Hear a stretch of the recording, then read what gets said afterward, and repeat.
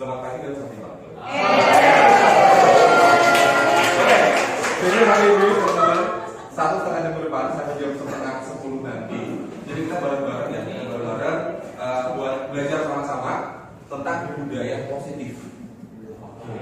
Jadi kita ini diseminasi budaya positif di SMP Narada. Diseminasi itu adalah penyampaian gagasan atau ide kepada orang banyak. Itu namanya diseminasi. Jangan salah ya. Oke. Jadi kalau mungkin kita sering dengarnya sosialisasi, tapi kalau diseminasi itu lebih ke gagasan atau ide, terus kemudian kita sampaikan kepada masyarakat atau ke orang yang berbeda. Nah, itu namanya diseminasi. Nah, ngomong soal budaya positif teman-teman. Budaya positif itu kan kebayang nggak sih kalau sekolah kita itu punya budaya positif? Ya. Anak-anak datang tepat waktu. Nah, gak ada yang telat. Gak usah dikasih tahu belajar final test, mereka belajar sendiri tanpa kita suruh-suruh. Seneng ya? Mereka nggak kayak gitu. Terus misalnya banyak banget yang mereka lakukan itu bukan takut karena sanksi. Aku takutnya nanti sama misalnya takut sama misalnya atau sama Gusti, bukan. Tapi anak-anak benar-benar dari itu dia datang ke sekolah dengan gembira, gitu kan? Belajar dengan gembira, kayak gitu. Seneng nggak sih kayak gitu? Kita ada sudah. Itu jadi harapan tujuan dari diseminasi kali ini adalah kita meningkatkan budaya positif di SMP Narada. Oke? Nah, jadi teman-teman, hari ini kita bakal banyak banget yang kita pelajari gitu ya. Ya, kalau kita mau menerapkan budaya positif, berarti kita harus tahu apa itu disiplin positif. Coba sekarang, kalau misalnya teman-teman sini, teman-teman teacher sini, kalau misalnya dengar kata disiplin, apa yang terbesit dalam benak teman-teman semua? Tepat waktu, sama lagi. Patuh terhadap peraturan. Patuh sama peraturan. Dia bilang tata tertib gitu kan ya, terus harus disiplin kan. Kalau misalnya seperti itu, artinya kalau kita misalnya bilang, yuk anak-anak semuanya harus disiplin, berarti anak-anak TKP kita adalah sebuah ketidaknyamanan, betul nggak? Berarti aku harus melakukan gini buat berangkat, berarti aku harus datang tepat waktu, berarti aku harus ngikutin peraturan gitu, kayak semuanya itu harus dilakukan itu karena ada rasa ketidaknyamanan di dalam diri. Tapi sesungguhnya disiplin itu nggak seperti itu ternyata teman-teman. Jadi disiplin yang positif atau disiplin positif itu adalah anak-anak dia itu mau melakukan sesuatu bukan karena dia takut dapat hukuman dari sekolah, bukan karena supaya dipuji, supaya dipuji sama guru-guru, tetapi karena dalam diri mereka sendiri dia pengen datang ke sekolah karena dia yakin bahwa dengan dia datang ke sekolah itu dia bisa menghargai diri sendiri, menjadi orang yang lebih baik, lebih disiplin gitu ya. Jadi motivasi berasal dari dalam diri mereka sendiri. Itu disiplin positif. Nah, nanti kita ada nilai kebajikan dan yang lain kita bahas. Tapi sebelumnya saya ajak teman-teman semuanya untuk kita main game bareng ya. Kita main game bareng. Oke. Jadi kita adalah yuk kita main cobalah buka ya, cobalah buka. Saya butuh satu volunteer ya, satu dari satu perempuan. Ayo. Tuh, siapa? Ada yang mau lanjut ke depan buat main bareng dengan kita? Siki, boleh.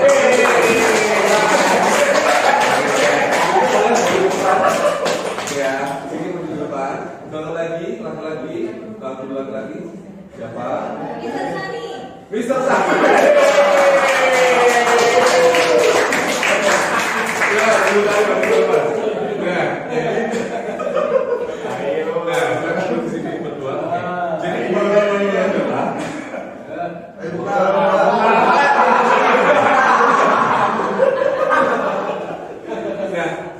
Apa yang dibuka teman-teman? Yang dibuka adalah tangan ini. Tapi sebelumnya saya dulu, nggak berdiri di sini. Habis itu di sini sebelah. Miss Kiki silahkan tulis, tapi jangan kasih tahu ke teman-teman. Hal apa? Jadi pertanyaan adalah hal apa, bukan barang ya. Hal apa yang Miss Kiki sebenarnya menurut Miss Kiki itu hal yang paling berharga di dunia ini, yang jangan sampai orang-orang tuh tahu gitu loh. Hal tersebut. Hal bukan barang, tapi hal. Ya, coba silakan tulis di sini. Jangan kasih tahu teman-teman. Apa aja, silakan tulis. Semuanya tahu. Satu aja, satu. Ya, yang pengen orang nggak pengen tahu. Apa aja boleh. Ya, tunggu ya sampai siap. Yes. Kamu berharga.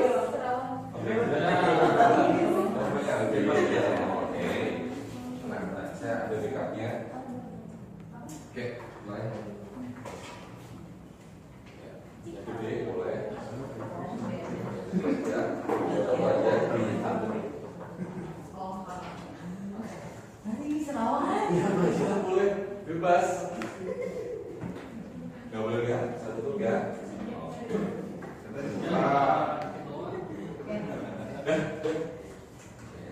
Aku boleh lihat Pak.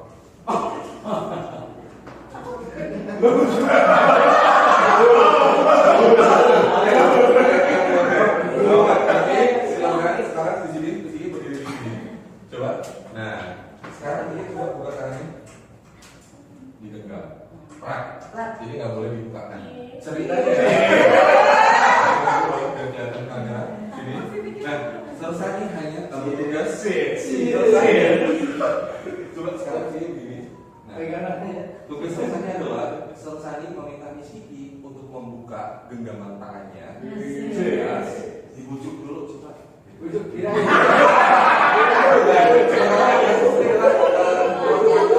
Kemudian saat dibujuk sama selesai, di sini kasih tahu kalau nggak mau buka alasannya kenapa. Kalau Apa aja jadi, boleh? maksudnya bebas buat putusin mau buka atau enggak, kalau enggak Dipertahankan. dipertahankan. Jadi itu kan tadi kan hal yang tidak boleh orang lain tahu. Artinya di sini harus mempertahankan itu, jangan sampai orang lain tahu. Hal yang berharga di sini kira-kira apa ya teman-teman? Penasaran kan? Bisa? Sebenarnya boleh tanya gimana? Pertanyaan saya supaya dia membuka genggaman itu. Ini bebas. Pertama adalah bujukan ya, bujukan. Terserah mau bujuk ya. Bukannya ini bujukan yang benar serius. Yang mau yang nggak serius. Yang serius, kalau nggak serius pasti nggak dibuka. Oh boleh. Pokoknya itu harus dibuka. Oke. Oke. Lama ya? Masih berapa waktu lamanya? Secepatnya. Oke, Rizky, ini kan udah digenggam. Saya berusaha membuka dengan pertanyaan dan dijawab dengan jujur. Ya, Rizky kan punya kedua orang tua. Ya, apakah Miss Kiki menyayangi kedua orang tersebut? Kalau iya dibuka, kalau tidak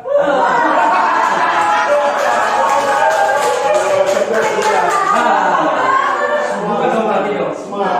Pasti kan buka. Alasannya? Alasannya apa dulu? Ya karena saya Oh, terima kasih buka ya. Bebas ya langsung.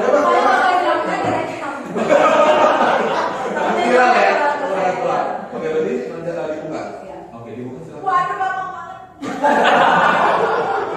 Buka ini. Dan kira-kira apa isinya? Tapi kalau mau disebutin? Boleh disebutin. Ya udah. Itu udah nggak tahu apa ini. Iya, oke. Warisan.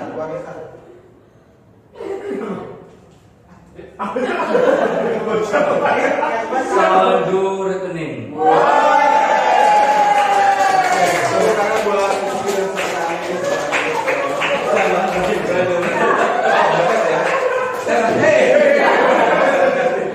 Oke, jadi tadi saya lihat sini ya. Kalau kemarin waktu di pelatihan saya tuh si orang yang pegang kertas di dalam tangan itu dia nggak membuka sampai selesai.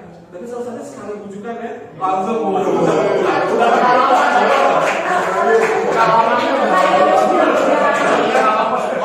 ya. Tapi kalau misalnya belum tentu. Kalau misalnya saya tanya, kalau misalnya saya nggak buka, nanti saya kasih 100.000 deh, jadi dibuka mau nggak? 100.000. Udah deh nanti ini aku traktir deh nanti oleh gini mau nggak dibuka? Oh ini kan Ternyata kalau misal ada beberapa cara yang memang membuat kita supaya ingin membuka si tangan ini yang isinya adalah hal berharga dalam Siki. Kalau misalnya Siki nggak mau, dia nggak akan buka, gitu ya. Tapi kalau Siki dia mau, dia akan buka. Nah sekarang pertanyaannya adalah, nah, sesungguhnya siapa yang memegang kendali atau kontrol untuk membuka atau menutup kepalan tangan? Kira-kira siapa yang punya kontrol untuk membuka itu? Siki. Nah, kalau misalnya Siki nggak mau, ya dia nggak akan buka ya kan? Tapi kalau misalnya dari bujukan dari Sani minta tolong kita harus buat membuka, tapi kalau Siki tetap nggak mau, meskipun alasannya orang tua, Miss Kiki akan buka nggak? Enggak. Saya nggak mau jadi anak Berat. Artinya yang bisa mengontrol diri kita itu adalah diri kita sendiri, ya, bukan orang lain tapi kita sendiri. Terus kenapa sukses berhasil? Karena Rizky mempersilahkan dirinya untuk membuka tangannya. Jadi kita kontrol ada di tangan Rizky. Ya teman-teman. Itu juga sama. Itu juga siswa juga seperti itu. Kalau misalnya siswa dia nggak mau dibantu, gitu kan? Kita nggak mau dibantu, ya kita selesai masalah bareng-bareng gitu. Tapi kalau anaknya nggak mau, dia susah. Karena teori kontrol itu ya berasal dari diri anak itu sendiri. Tapi kalau anaknya mau dibantu, yuk mau nggak dibantu yuk sama Serawan gitu. Yuk kita selesaikan masalah ini bareng-bareng. Mau dibantu? Mau share gitu. Artinya dia sudah mempersiapkan dirinya untuk mengontrol diri. Gitu ya teman-teman. Nah, jadi basically dari sini. Nah, terus sekarang gini, kemarin jadi sebelum kita pertemuan di sini, ketemu sama guru-guru, saya juga ketemu sama anak-anak kemarin waktu itu di kelas sini juga. Ini kelas 8A. Nah, ada Aulia dan kawan-kawan ya, itu kelas mereka. Nah, ada sekian juga yang bantu saya waktu itu karena ngobrol di sini. Terus kemudian di situ saya kasih pertanyaan kepada anak-anak. Pertanyaan ini, kenapa kalian datang tepat waktu ke sekolah? Ini sampel ya, satu kelas, sampel SMP Kanada. Gitu. Jawaban mereka gimana? Tahu nggak? Biar nggak dimarahin mami. Gitu ya. Jadi saya kasih mereka kertas, mereka tulis. Jadi kalau mereka tulis nggak usah dikasih nama. Artinya mereka menulis tanpa takut ya disebut namanya ya. Biar nggak ada kesalahan mama, biar nggak dapat sanksi dari sekolah, gitu ya. Paling biar dapat ujian katanya. Bisa dibilang anak yang disiplin gitu ya. Biar nggak disuruh meditasi. Jadi kalau kita lihat ini, yang ini dari satu kelas itu sekitar ada 20 berapa kelas 8 sekian. 21 ada 2 anak yang dia berhasil menyebutkan secara disiplin positif. Jadi supaya saya siap untuk menghadapi hari ini gitu ya.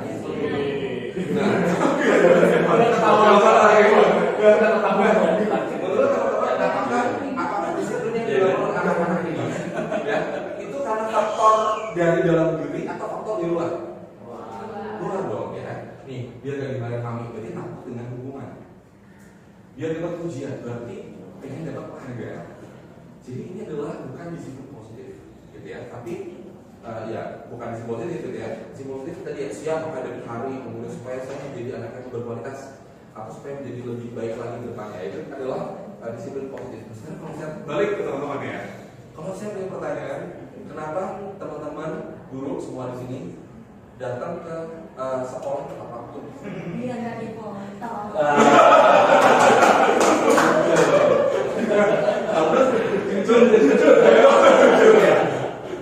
Tapi kalau misal itu berarti masih membutuhkan penghargaan. Kalau tidak pertanyaan, kenapa teman-teman harus tepat waktu mengerjakan jibas? Siapa?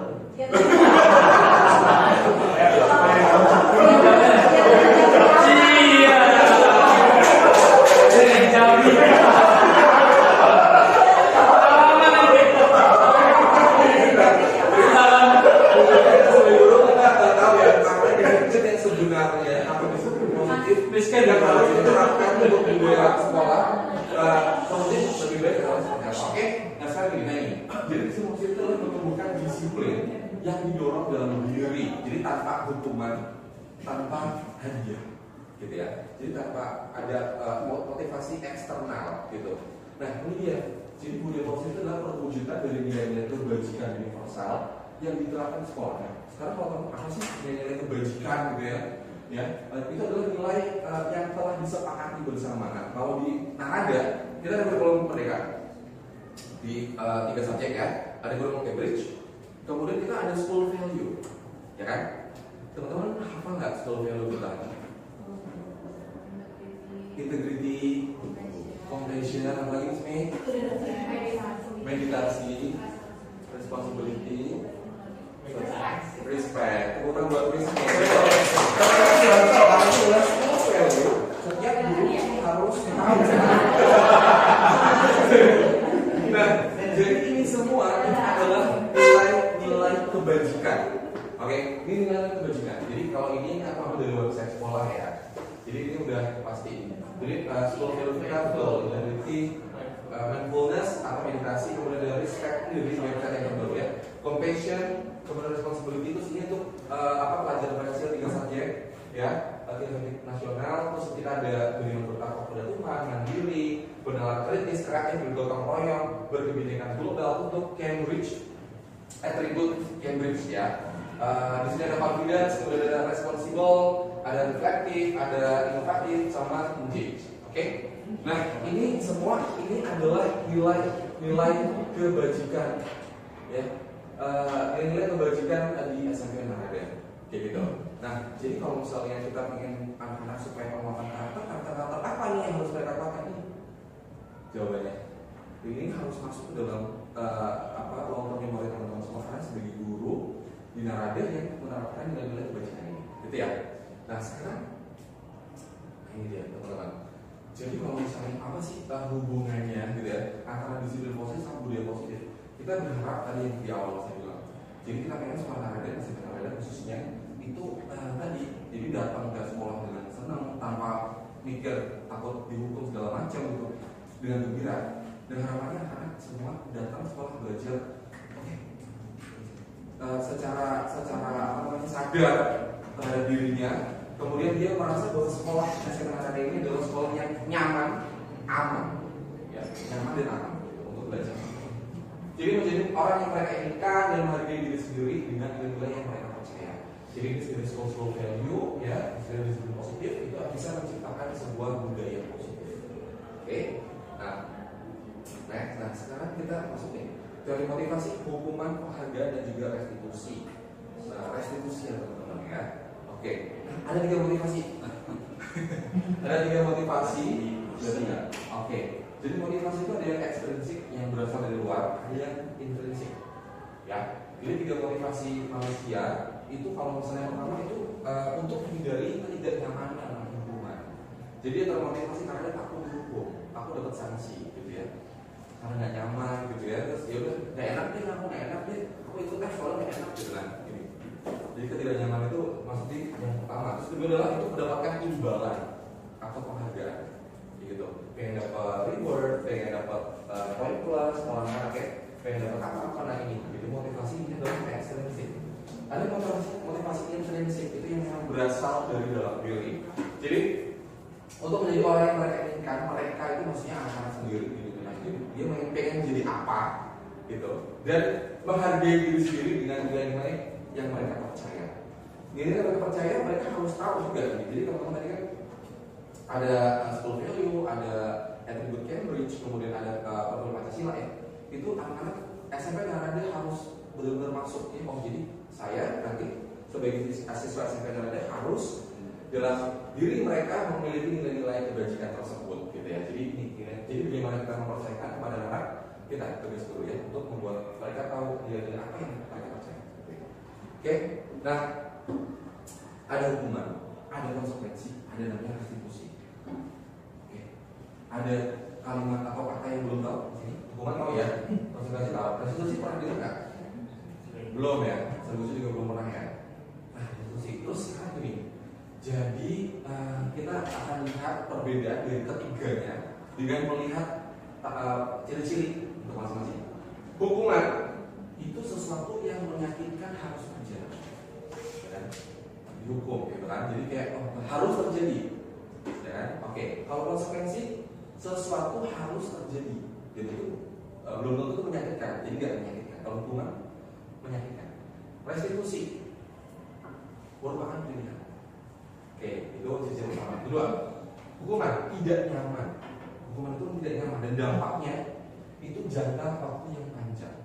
Itu hukuman. Oke. Terus konsekuensi tidak nyaman untuk jangka waktu yang pendek. Pendek aja gitu ya. Kemudian kalau restitusi menguatkan anak dalam jangka waktu yang panjang. Oke. Jadi itu dia menguatkan anak dalam jangka waktu yang panjang. Jadi karena restitusi itu adalah mengajak anak untuk refleksi, untuk berpikir kalau misalnya dia ada kasus nih, dia datang ke kita dengan kasus restitusi, jadi solusi, kemudian dia mengakui kesalahannya, kemudian dia berpikir kira-kira yang dilakukan itu salah, apa kerugiannya, kemudian dia mencoba untuk mencari solusi atas apa yang sudah dilakukan. Jadi waktunya panjang. terus kemudian korban mendapatkan keadilan dia, ya kan? Karena kan pelakunya kan dia dihukum gitu, dan jadi korban pasti dapat keadilan adil. Tapi kalau yang konsekuensi korban itu bisa saja diabaikan. Jadi kayak karena ada kasus dengan A dengan si B jadi korban, si A kamu sudah melanggar aturan ini, bisa jadi A dapat sanksi gitu ya dari konsekuensi ini, dapat konsekuensi, tapi bisa jadi si B ini dia diabaikan seperti itu.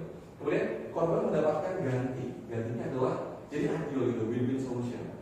Si pelakunya dapat imbal, dapat ganjaran gitu ya, sanksi, sementara si korbannya dia mendapatkan ganti. Jadi kayak ada nanti prosesnya adalah minta maaf, kemudian akan kembali ke lingkungannya lagi pelakunya gitu kan, kemudian seperti biasa. Jadi masing-masing itu mendapatkan win-win solution gitu ya, akan kembali ke kelasnya masing-masing dengan baik gitu ya. Kemudian nextnya dari murid akan tersakiti kalau hukuman, murid dibuat tidak nyaman kalau konsekuensi pasti dong ya. Ini murid mendapatkan penguatan. Oke, jadi dia mendapat dari diri mereka sendiri. Oke, kemudian sistem tidak berjalan bila murid tidak takut. Jadi murid harus takut kan, kalau hukuman kan aku takutnya nanti gitu, karena dia akan kamu satu karena itu ada rasa takut. Memerlukan murid kamu terus menerus ya, gitu. Dicek lagi gimana nih perkembangannya anak-anak nih gitu. Itu konsekuensi. Tapi kalau restitusi, murid akan belajar bertanggung jawab. Oke, ya. Kemudian murid akan membenci peraturan karena itu kan menyakiti mereka gitu kan, dia tidak nyaman, pasti dia nggak suka nih sama hukuman tersebut ya. Dan biasanya hukuman itu dia bersifat mendadak, jadi kayak guru, yaudah kalau gitu kamu push up deh, tidak tertulis, mendadak langsung diucapkan guru kepada anak yang hukum ya. Jadi yang ada hasilnya tidak akan, setelah itu mungkin anak akan benci sama gurunya, benci sama hukumannya dan lain-lain. Oke, nih murid menghormati peraturan, ya karena ada juga tertib segala macam, ya. Kemudian murid menghormati dirinya dan orang lain. Oke, karena di proses restitusi itu dia ada pertanyaan kayak misalnya, apakah yang kamu lakukan itu sudah benar? Kira-kira keyakinan mana yang kamu ambil, yang kamu langgar? Nilai kebajikan mana yang harus kamu tingkatkan? Apakah selanjutnya apa yang harus kamu lakukan? Oh, saya harus minta maaf kepada ini dan saya tidak akan mengulangi lagi. Kenapa kamu nggak mengulangi? Kenapa itu menjadi merugikan kamu dan orang lain seperti itu? Oke, jadi makanya murid menghormati dirinya dan orang lain karena dia merefleksikan itu. Oke, next. Nah, ngomongnya peraturannya adalah kamu harus begini, gitu. Oh ini apa peraturannya? Coba ingat nggak peraturannya apa? Mampukah kamu melakukannya? Mampu nggak kira-kira? Terima kasih. Kalau ini sekarang apa yang kamu yakini? Yakini dalam hal ini adalah kayak kebersihan lingkungan, keselamatan, disiplin, tanggung jawab, apa yang kamu yakini? Terus apa yang bisa kamu lakukan untuk memperbaiki masalah tersebut? Jadi anak tersebut diminta untuk berpikir kira-kira apa nih solusinya? Gitu. Bukan dari kita, gitu ya, bukan dari teman-teman, tapi anak tersebut sendiri yang menentukan. Kemudian model paksaan, ya kan? Kalau ini stimulus respon, gitu. Kalau ini teori kontrol tadi. Jadi kalau anak tersebut dia tidak mau menolong dirinya sendiri, sudah susah, nggak bisa. Jadi restitusi itu bersifat tawaran. Kalau anak mau dibantu, yuk kita restitusi. Jadi teori kontrol. Kemudian mendorong menyalahkan diri, mendorong kepatuhan, ya. Jadi mendorong disiplin positif. Jadi kalau misalnya dari tiga ini, yang mana sih teman-teman? Yang menurut teman-teman paling efektif untuk menghadapi anak? Restitusi. Mana yang sebisa mungkin nggak boleh ada di SMP Narada hukuman. Dan menurut kalian, menurut teman-teman semuanya, apakah konsekuensi itu harus ada, tetap ada? Yes. Konsekuensi ini harus ada, tetap ada. Ini juga ada gitu loh. Jadi berdua ini itu saling berkesinambungan gitu ya. Jadi prosesnya itu nggak bisa ini doang atau ini doang. Ini kalau itu jangan sama sekali gitu. Karena dalam dunia pendidikan jangan gitu ya. Karena kan pendidikan anak karakter dan lain-lain. Kalau pemerintah silakan gitu ya, penjara apa gitu. Tapi kalau ini jangan. Kalau di lingkungan pendidikan kita cuma dua ini aja. Gitu. Saat dari restitusi bersifat tawaran. Kalau anaknya secara teori kontrol dia nggak mau menolong dirinya, yang nggak bisa. Udah ini gitu berjalan. Gitu ya. Oke. Sekarang ini ada kasus ya teman-teman, bisa nggak? Teman-teman mencoba untuk menentukan apakah ini hukuman atau konsekuensi. Oke? Coba mungkin apakah kamu sudah pernah menentukan gitu dulu refleksi ya? Lalu mencatat 100 kali di dalam buku kalimat saya tidak akan terlambat lagi. Ya, kalau terlambat di sekolah itu termasuk hukuman atau konsekuensi kira-kira? Hukuman. Nah, bikin capek juga. Mungkin saat ini kan bagus ya, karena saya tidak terlambat lagi. Tapi untuk sebagian orang yang nggak suka nulis, yang tulis itu jelek atau apa gitu kan ada. Ada loh orang tuh, saya mending push up deh. Saya mending push up daripada harus tulis 100 kali gitu kan, capek di tangan saya ini. Gitu. Jadi jangan berpikir ini adalah sebuah hal yang wajar gitu ya. Ini hukuman. Sebisa kalau jangan mencoba. Terus lari mengelilingi lapangan basket 2 kali karena terlambat di sekolah. Hukuman atau konsekuensi? Hukuman. Kenapa? Nah, kalau misalnya dia terlambat di selesai, misalnya ada anak terlambat misalnya, siapa yang terlambat selesai misalnya? Maxwell misalnya ya. Maxwell datang ke kelas Sani, telat nih 10 menit atau 5 menit, tapi telat ya. Nah, terus Sani minta Maxwell buat keliling lapangan 3 kali. Apakah itu hukuman atau konsekuensi? Konsekuensi kenapa? Karena mungkin dari pemanasan jadi harus Pemanasan. Jadi relate ya. Kan PI. Jadi masih ada relasinya ya, masih bisa. Tapi kalau nggak relate ya nggak gitu ya. Nah, terus nih membersihkan coretan yang dibuatnya di meja tulis. Karena dia sudah melakukan kesalahan, dia harus bertanggung jawab dengan menghapus, gitu, membersihkan coretannya. Murid diminta untuk push up 15 kali karena tidak menggunakan masker. Udah pasti ya, kalau push up itu bias. Tapi kalau misalnya di PI boleh, ya tapi tetap sesuai dengan kemampuan anak. Jadi jangan 100 kali push up ya, udah terlalu berlebihan ya. Ini juga hukuman. Menggantikan kertas tugas teman yang telah dicoret-coret. Oke, konsekuensi dong. Udah coret-coret yang harus ganti lah. Berjemur di lapangan basket pukul 12 siang karena ngobrol dengan teman. Ya. Oke, murid diminta bertelanjang kaki sepanjang hari karena tidak menggunakan sepatu warna hitam. Sesuai peraturan sekolah. Hukuman sepanjang hari. Dalam hukuman kenapa konsekuensi? Sebagai konsekuensi kan siapa? Kenapa Miss Angel? Tadi bilang aku siapa? Oh. Gimana Sensei? Kenapa? Atau berubah? Enggak besar hukumannya sih gitu. dia nggak sudah melanggar peraturan sekolah tuh. Iya kan. Terus Peraturan sekolahnya warna hitam ya? iya kan tidak menggunakan sepatu warna hitam jadinya beda sih. Ya, hukuman kan ada hukuman. Kecuali kalau peraturannya harus bertelanjang kaki, jadi kan yang sudah ada aturan ya. Sehingga aturannya nggak harus bertelanjang kaki ya. Jadi aturannya adalah menggunakan sepatu warna hitam. Ya. Kalau bertelanjang kaki itu sepanjang hari loh ini. Teman-teman berarti kan teman-teman udah pada ngeliat ini. Berarti ada efek psikologis yang didapat ya. Malu apa gitu kan. Jadi dia menurut aku sakit juga menurut teman-teman. Sakit juga. Maksudnya kategori jadi hukuman ya. Hukuman ya. Oke. Terus nih, berdiri di depan kelas sambil mengangkat kaki sekalipun. Tidak bisa menjawab dulu ya. Hukuman. Oke, sekarang gini. Kalau misalnya gini, ya, sebentar. Dari semua poin-poin yang disebutkan nih, ya sesuai dengan apa yang sudah diaplikasikan. Ya, Ya, ini tuh agak mirip-mirip apa ya? Gak bisa dibilang ini hitamnya gini, putihnya begini gitu, karena bisa jadi itu adalah kesepakatan kelas. Itu gimana? Contoh. Karena kan kalau tahun ajar kan ada seperti itu ya, bukan di kelas. Misalnya yang terlambat, saya tidak akan terlambat lagi ke dalam kelas atau ke sekolah gitu. Kesepakatan kelas itu yang mencatat 100 kali dalam buku kalimat itu gimana? Oh, kalau itu sudah masuk dalam kesepakatan kelas ya, itu konsekuensinya. Karena sudah tertulis kan di aturan kan, aturan kesepakatan kelas. Itu berarti dia masuk konsekuensi. Dan ya karena sudah tahu dampaknya apa. Kecuali kalau udah kamu 100 nggak ada aturan sebelumnya tapi langsung disuruh secara spontan, nah itu. Poinnya dari guru ke Ya. siswa. Dan kesepakatan kelas pun juga harus memperhatikan ini ya.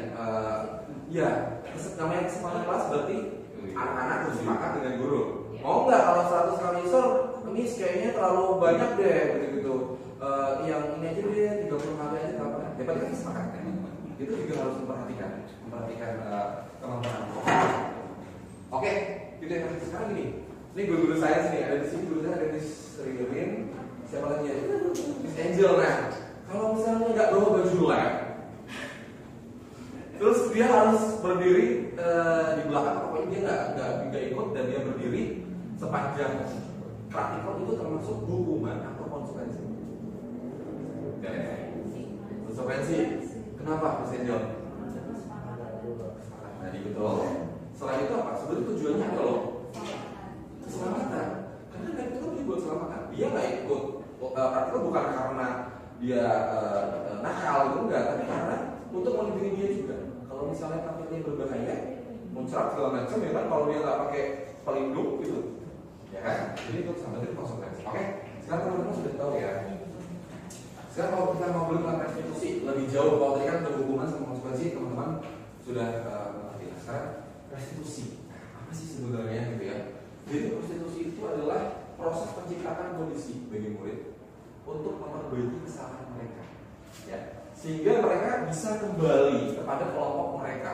Jadi setelah selesai restitusi itu harapannya anak-anak kembali ke kelompok mereka tanpa dibenci sama teman-temannya, tanpa dijauhi lagi. Jadi udah netral lagi gitu, balik lagi gitu. Kemudian dengan karakter yang lebih kuat, karena kan dia sudah tahu dia salah, dia pernah bersalah, kemudian direstitusi sama gurunya, gitu. Dia sadar akan kesalahannya, dia sadar apa yang dilakukan itu adalah salah, dan dia tidak boleh melakukan itu lagi ke teman-temannya, gitu ya. Saat dia kembali ke kelas, dia akan menjadi anak yang memiliki karakter yang lebih kuat, gitu ya. Restitusi juga merupakan proses kolaboratif yang mengajarkan murid untuk mencari solusi untuk masalah mereka. Jadi mereka akan belajar untuk bertanggung jawab. Kalau aku salah, aku harus mencoba untuk mencari solusi, bertanggung jawab untuk memecahkan masalahku, gitu ya. Karena harapannya setelah mereka sudah selesai lulus kan mereka bisa mandiri, gitu ya. Jadi dampaknya itu nggak cuma di kelas webinarnya doang, saat dia keluar terbiasa dengan itu. Jadi itu sampai jangka panjang. Nah terus kemudian ya mereka dan membantu murid berpikir tentang orang seperti apa yang mereka ingin menjadi. Dia mau jadi orang yang seperti apa nih, gitu ya, dengan tujuan mulia, dan bagaimana mereka harus memperlakukan orang lain. Kalau saya lihat ini salah, ini memperlakukan orang lain, berarti saya nggak boleh seperti ini, saya nggak boleh seperti orang lain, saya harus lebih baik. Itu restitusi. Oke. Nah, restitusi itu ciri-cirinya adalah pertama, jadi bukan untuk menebus kesalahan, bukan untuk menebus kesalahan. Mungkin kalau di bisnis studies ya, pelajaran siswa ya, itu restitusi itu artinya ganti rugi konsumen lah gitu. Tapi kalau di sini bukan itu ya. Jadi restitusi dalam pendidikan itu lebih ke ini ya. Jadi dia belajar dari kesalahan, kemudian memperbaiki hubungan ya dengan korban, dengan orang yang dia kali. Kemudian tawaran, berupa tawaran, bukan paksaan. Kalau dia nggak mau ya kita kontrol, balik lagi ya udah nggak bisa tolong gitu. Restitusi menuntun untuk melihat ke dalam diri. Oke. Kemudian restitusi mencari kebutuhan dasar. Nah, kebutuhan dasar yang mendasari tindakan. Kadang-kadang setiap orang itu punya kebutuhan dasar masing-masing. Seorang anak kenapa dia melakukan seperti itu, melakukan nakal? Sebagai guru kita harus tahu kira-kira kebutuhan dasar apa yang ada dipenuhi dia, yang dia pengen penuhi, yang kurang apa? Dia kurang kasih sayang, makanya dia caper, gitu. Nah kita sebagai guru itu kita harus tahu apa yang dibutuhkan, kebutuhan dasar apa yang dibutuhkan. Itu restitusi. Kemudian fokus pada karakter, bukan tindakan, karakternya yang dibenarkan. Kalau karakternya bagus ya dia akan gak akan lagi. Kalau tindakan ya udah gitu. Kalau karakternya masih gak bagus ya udah dia akan mengulangi lagi, gitu ya. Kemudian restitusi itu juga fokus pada solusi. Kemudian mengembalikan murid yang berbuat salah kepada kelompok. Dia akan berbagi ke kelompok. Oke. Nah sekarang ya. Jadi kita ya oke deh silakan ya restitusi apalah. Restitusi itu tugas siapa sebenarnya kalau di SMK ini? Tugas Miss Mei aja, Miss Hanom sama Sir Gusti aja kan, teman-teman? Tugas siapa? semua. Jadi nggak cuma di guru. Apakah tugas saya sebagai wakil guru juga punya kewajiban? Melakukan itu kalau misal saya melihat kejadian itu ya semua, terutama guru, makanya kita perlukan sama guru di sini ya. Nah sekarang ini, kenapa kita untuk mewujudkan institusi atau budaya positif kita perlu namanya keyakinan kelas. Pernah dengar sebelumnya? Atau misalnya kelas dulu, keyakinan kelas. Oke, jadi keyakinan kelas ini itu beda dengan tadi yang dikatakan sama Mas Nita, ada kesepakatan kelas atau agreement, gitu ya.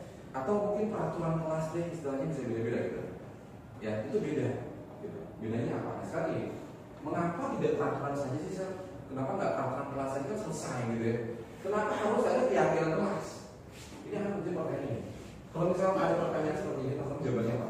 Mengapa kita itu memiliki peraturan itu harus menggunakan helm bila mengendarai kendaraan oleh guru? Kenapa harus pakai helm? Supaya apa? Keselamatan. Keselamatan itulah keyakinan kelas.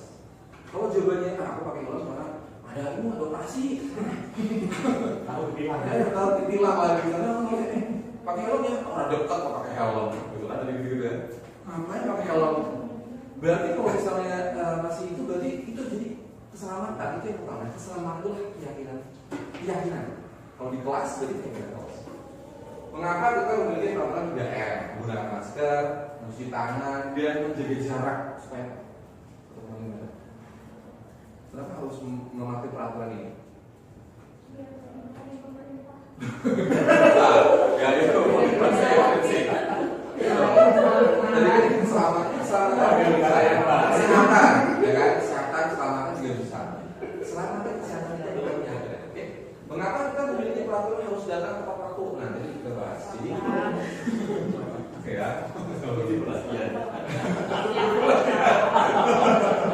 Oke.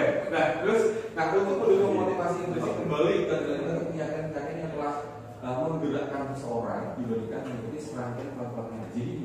Jadi kalau misalnya kita peraturan itu cuma peraturan aja, sebagian besar dari kita dia akan ya udah peraturan ini harus dilakukan karena peraturan, bukan karena sadar dalam diri kita ada namanya keyakinan tadi, keselamatan, kebersihan dan keyakinan. Jadi kalau di kelas cuma ada peraturan kelas, cuma ada kesepakatan kelas, tanpa kita kasih tahu ini apa nih keyakinan kelasnya apa gitu ya, percuma, ya kan? Kalau misalnya dia nggak tahu ya dia akan bisa ngulangi lagi. Jadi perlu ada keyakinan. Nah sekarang di sini teman-teman ada dua contoh, satu yang ini, dua yang ini. Ini tulisannya kesepakatan kelas ya. Ini tulisannya kesepakatan kelas atau peraturan kelas. Menurut teman-teman yang mana yang merupakan keyakinan kelas? Kelihatan ya?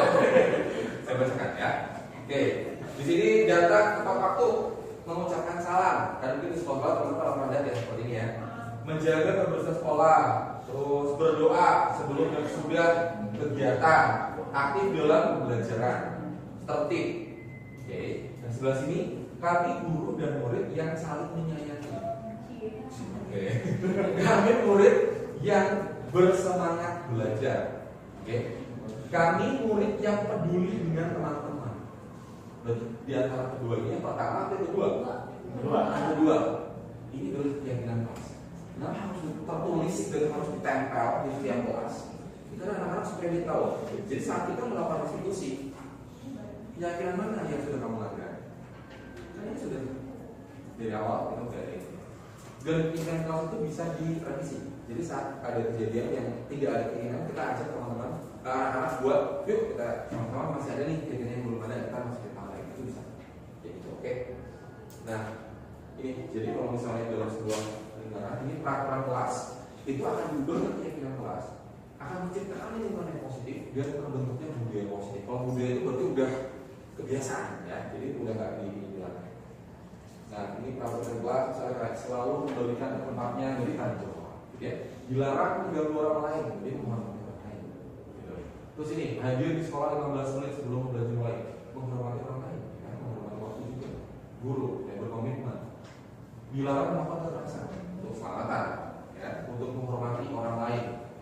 Dilarang menggunakan narkoba, kesehatan. Narkoba kan bisa bikin sakit ya.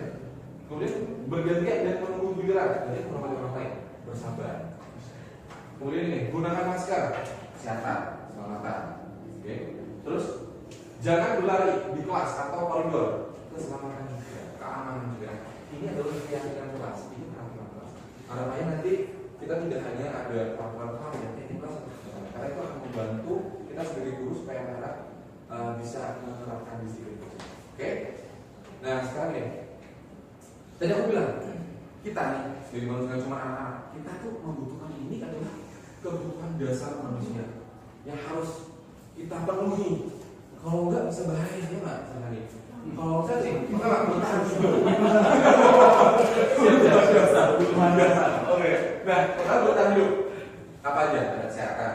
Kalau nggak sehat, ribut hidup kita ya. Nanti kita di rumah sakit lah, awal bisa ada biasa. Rumah, tempat tinggal, gitu kan?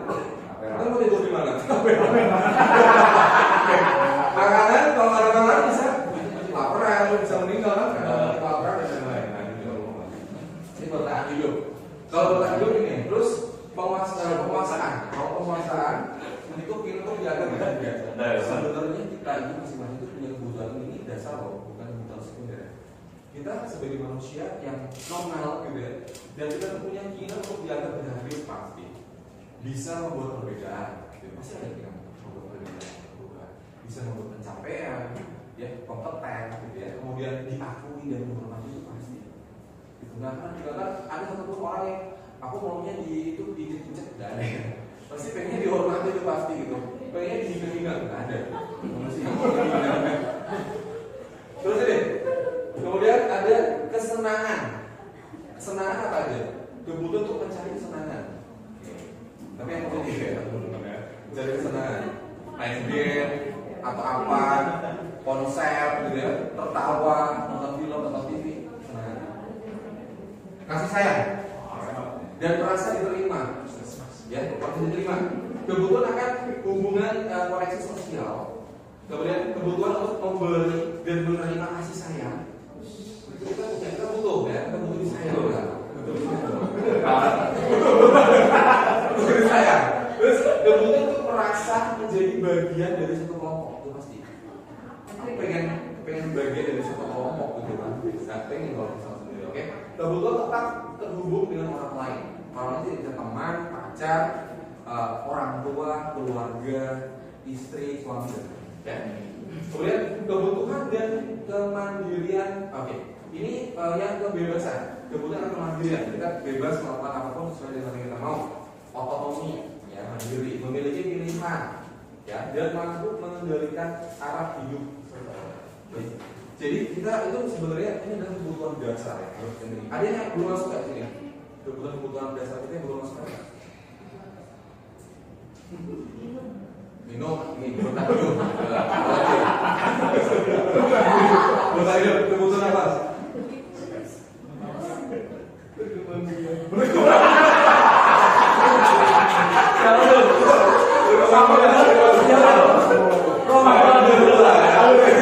Kira-kira masuk yang mana?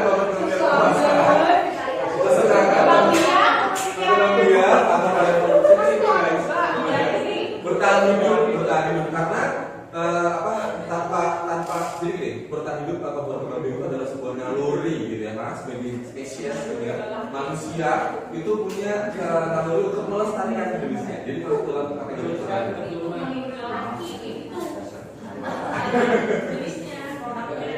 oke, gitu ya. Nah, sekarang nih, kenapa sih kita harus ada belajar kebutuhan dasar? Hubungannya apa, Serawan? Nih, hubungan gini ya. Ini juga ini. Jadi kalau kita ya, itu namanya ya. Kalau misalnya kita hadapi anak-anak kita, anak kita misalnya dia nakal di kelas, kemudian kita apa segala macam, kita harus kenali dulu kira-kira kebutuhan apa yang sebenarnya dia butuhkan gitu ya. Kenapa harus seperti itu? Nah, sebagai guru ada yang harus tahu. Ya, ini misalnya nih ada kasus Ibu Handina, ya. Ibu Handina dulu wali kelas 7B di SMP, sedang bingung menghadapi ulas salah satu murid kelasnya namanya Doni.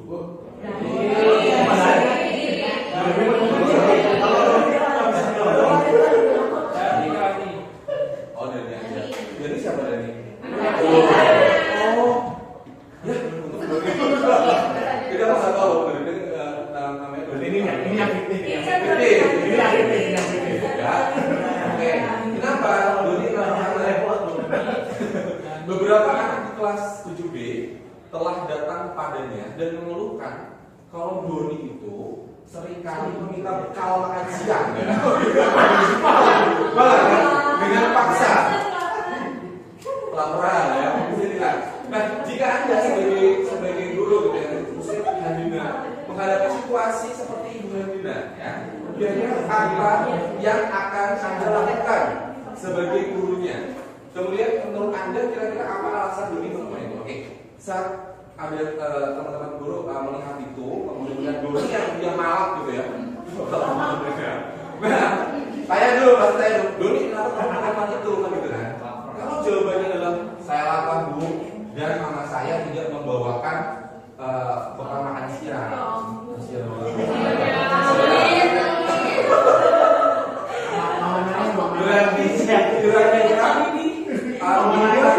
Kebutuhan dasar Doni apa yang pengen Doni penuhi gitu loh. Jangan salah Pak, berarti Pak. Bertahan hidup gitu ya. Bertahan hidup malah ketika teman-temannya. Bukan teman ini ya. Jadi kebutuhan gitu. Terus kalau jangan ini, Doni bilang gini, saya senang karena teman-teman saya jadi memperhatikan saya, gitu ya. Caper ternyata. Malah itu supaya dia jadi pusat perhatian, gitu ya. Berarti kira-kira kebutuhan Doni yang pengen dipenuhi yang mana? Kasih sayang, keluarga saya. Kasih sayang. Maksudnya jadi kalau teman-teman dia di kelas ada yang caper, gitu ya. Berarti dia ketahuan nih di rumah kayak gimana? Ya, berarti dia kurang kasih sayang. Jadi rasa diterima di rumah kurang. Oke, terus kalau jawabannya gini, nanti ini Bu biar teman saya jadi takut sama saya Bu, gitu ya. Dan menuruti keinginan saya, jadi preman ya, gitu ya. Supaya teman-temannya takut. Berarti kira-kira kebutuhan dasar apa yang pengen dipenuhi? Berpuasa, penguasa. Nah, terus gini, jawabannya gini. Saya bosan Bu, saya bosan betul saya Bu, karena mama saya itu masakannya itu aja sama gitu. Ya. Tapi teman-teman saya tuh makanannya beraneka ragam Bu, beda-beda. Jadi saya pengen coba.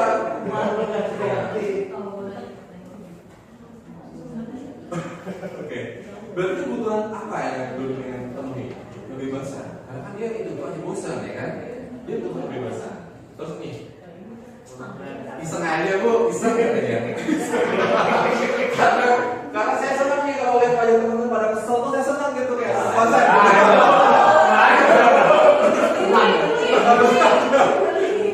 Siapa nih ya? Kesenangan. Jadi dia membutuhkan kesenangan. Jadi di rumah dia nggak bisa mendapatkan itu. Nah, sekarang teman tahu ya. Jadi kalau misalnya wah ini bertahan hidup nih.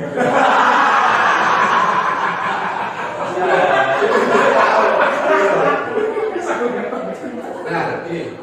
Jadi kalau misalnya, kira-kira posisi kontrol apa yang bisa kita lakukan sebagai guru kalau kita menghadapi anak-anak yang problematik, yang nakal, yang berbuat kesalahan, kira-kira apa?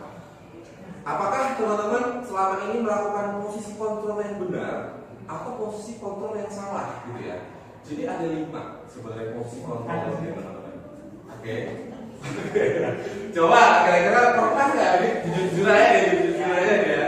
Jujur awal bahkan kita kan sedang sama-sama belajar ya. Kalau misalnya ada yang nakal nih, kemudian pernah nggak bilang, kamu tidak melakukannya, awas ya. Pernah nggak gitu? Rasakan ya kamu nakal makanya. Pernah nggak kayak gitu teman-teman? Pernah. Gue pernah. Nah, itu adalah penghukum. Itu adalah posisi penghukum. Udah kamu pusat aja deh. Terus saya nggak mau tahu deh, saya kecewa sama kamu. Ya. Oke, terus gini, kalau misalnya yang kedua, pernah kayak gini? Aduh, kamu tuh seharusnya sudah tahu lah, kan udah ada pertanyaan. Terus saya lelah deh, lu capek deh, saya stres.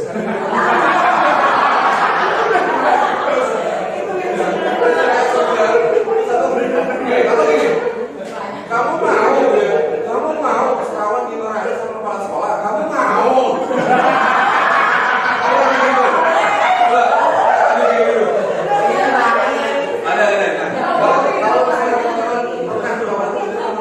Memposisikan diri sebagai pembuat rasa bersalah, gitu ya.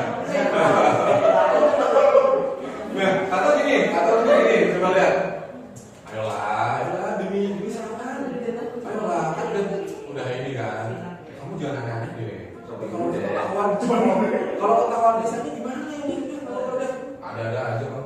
Masa kamu tidak mau? Ayolah demi ibu demi bapak gitu. Ingat waktu itu Seran pernah bantu kamu loh. Nah sekarang giliran kamu yang bantu saya. Ada ngomongin kayak gitu ya. Nah itu adalah kalau teman-teman memposisikan sebagai teman. Oke. Terus ini nih. Nah kalau ngomong gini, nakali ya. Terus dia bilang gini, ingat peraturan kelasnya gimana? Kira-kira peraturan yang mana nih yang kamu sudah langgar? Nah, peraturan kelas. Jadi dia menaikkan peraturan kelas. Ingat, coba sebut nomor berapa sekarang? Gitu. Itu adalah pemantau. Ingat kemarin yang sudah saya minta bawa apa aja? Coba, kok kamu nggak bawa? Nah, jadi kita lebih ke data gitu ya. Jadi itu adalah pemantau, ya, teman-teman. Terus ada juga ini.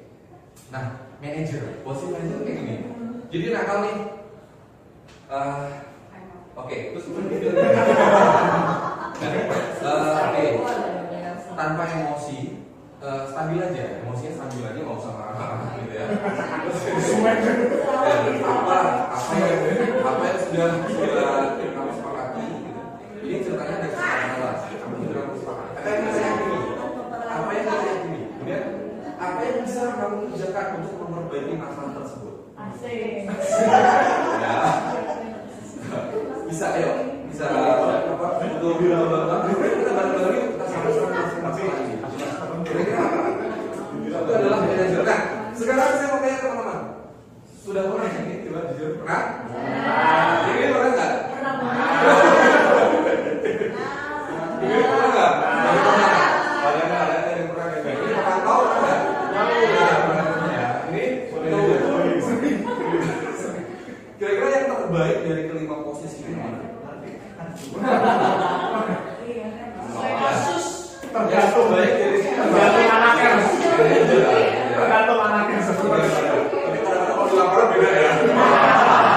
Tapi kalau misalnya kita sebagai guru gitu ya, saat menghadapi setiap anak, manajer itu adalah posisi yang terbaik gitu ya. Tapi terpadu antara manajer dan pemantau. Karena kita juga harus kembali lagi sama yang kelas, kelas gitu kan. Jadi di dua ini yang all the best yang ini, tapi kalau kita di lapangan perpaduan ini oke, sarankan gitu ya. Kalau gue itu nggak hukum. Nah, tapi tidak semua ini kita ngomongin anak-anak yang normal ya. Anak-anak yang berbuat khusus tuh sulit ya, untuk yang ini sulit gitu ya. Gitu. Jadi untuk anak-anak yang tidak berbuat khusus gitu ya, normal aja. Nah, sekarang nih. Saya kecewa sekali dengan kamu. Jadi apa? Membuat merasa bersalah, ya kan? Terus ini, kamu tidak pernah benar yang kamu kerjain. Berarti tunggu, ya, tunggu. Ayolah, lakukan demi ibu, demi bapak.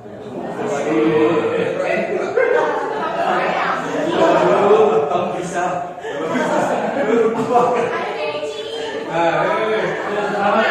Sabar dulu, bisa.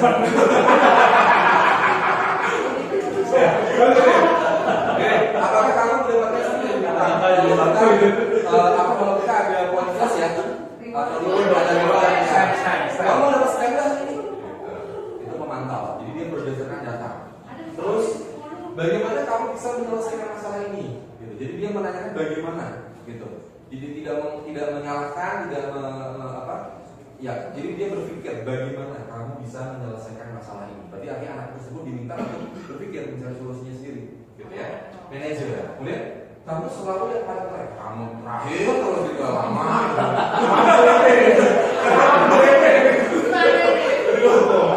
Nah, jadi teman-teman sekarang sudah tahu ya mana yang terbaik di antara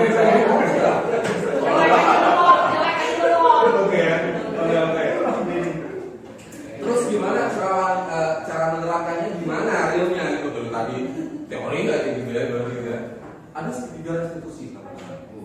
Ya, segitiga ini adalah cara yang kita teman-teman praktekkan bersama, oke? Ya, jadi yang sekarang sebelah nih, jadi nanti kerja berpasang-pasangan. Jadi yang sebelah dalam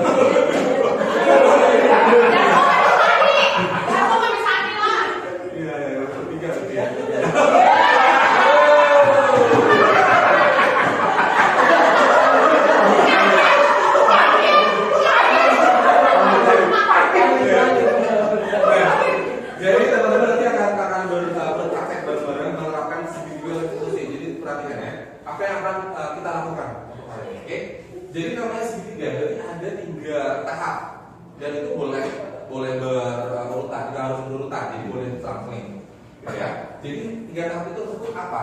Yang pertama itu adalah menstabilkan identitas. Ya, kenapa gitu? Karena kalau misalkan anak yang datang dan dia bersalah, gitu kan? Tapi kan ceritanya si anak tersebut kan dia gagal, karena dia bersalah. Orang gagal dalam kutip ya. Tugas kita sebagai guru pertama dalam menstabilkan identitas, kita memastikan anak tersebut yang merasa dirinya gagal diubah menjadi tidak gagal atau berhasil. Caranya gimana? Caranya bisa kayak gini. Setiap orang tuh pasti melakukan kesalahan, setiap orang pasti melakukan kesalahan. Jadi dia nggak merasa dirinya gagal gitu kan, cuma dia doang yang gagal. Terus kamu juga satu-satunya yang pernah melakukan ini kok. Dulu Pawan waktu SMP juga sama, karena kok kayak gitu apa wajar, tidak ada manusia yang sempurna. Asik. Nah itu adalah menstabilkan identitas. Jadi identitas anak yang gagal tersebut ya dalam tanda kutip itu kita stabilkan supaya dia tidak merasa gagal. Jadi pertama kita stabilkan dulu. Nah setelah itu apa gitu? Validasi kebutuhan atau validasi tindakan yang salah. Jadi kebutuhan berhubungan sama tadi kita harus kayak kita nanya gitu ya, kenapa kamu melakukan itu?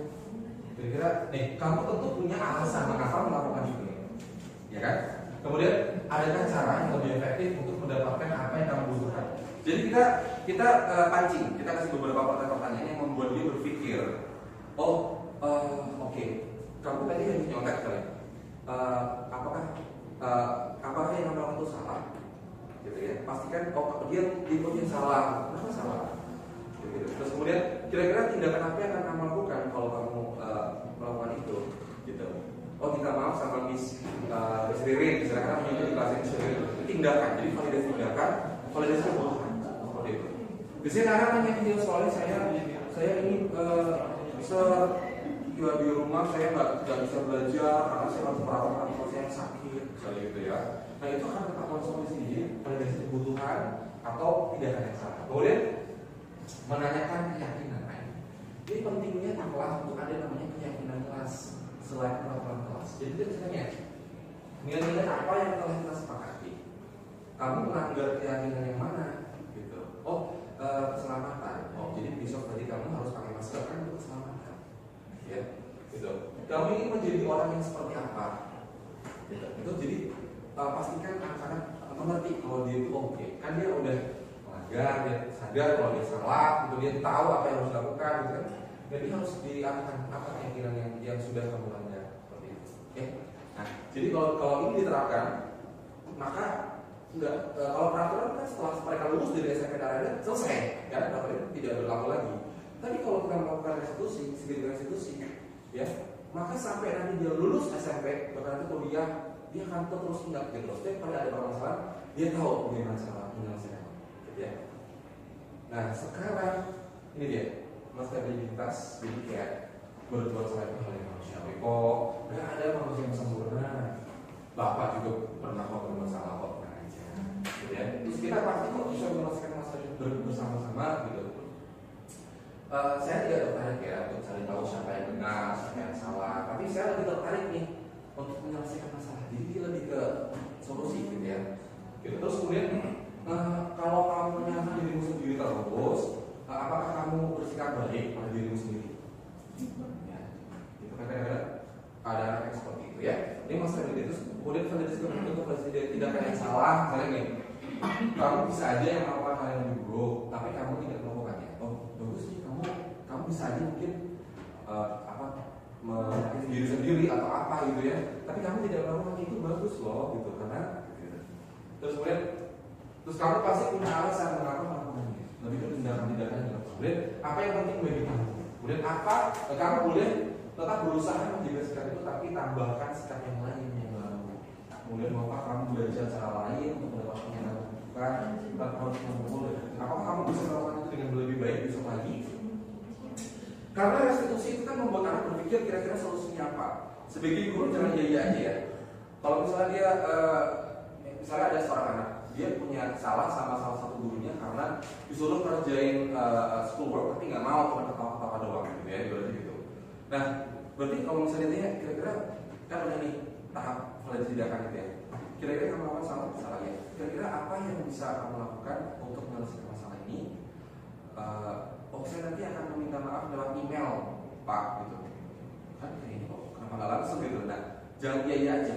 Apakah kamu yakin dengan berpikir email itu akan lebih baik? Apakah ada cara lain nggak yang lebih efektif gitu? Jadi dia tetap dicari gitu kan, kita bisa mengira-kira kira-kira apa nih yang digali, namanya kadang dia tidak sedewasa kita ya, jadi kita perlu menggali lagi, mengambil lagi ke yang efektif. Kemudian menanyakan keyakinan ya, apa nilai percaya ya, yang kita percaya di kelas atau di sekolah kita, nilai-nilai universal apa atau nilai kebajikan apa yang kita sepakati. Untuk kelas yang idealnya seperti apa sih? Tapi itu jadi anak seperti apa? Apakah kamu rasakan apa? Gitu ya. Ketika kamu melakukan itu, kamu jadi orang yang seperti apa? Nah, itu adalah menanyakan keyakinan. Nah, sekarang kita praktek. Oke, kita praktek. Di atas meja itu sudah ada kasus ceritanya, sudah ada kasus. Dan saya minta teman-teman untuk sweet. Yang menang akan jadi gurunya, yang kalah jadi siswanya. Oke. Oke. Coba. Nah, ya, yang kalah jadi gurunya.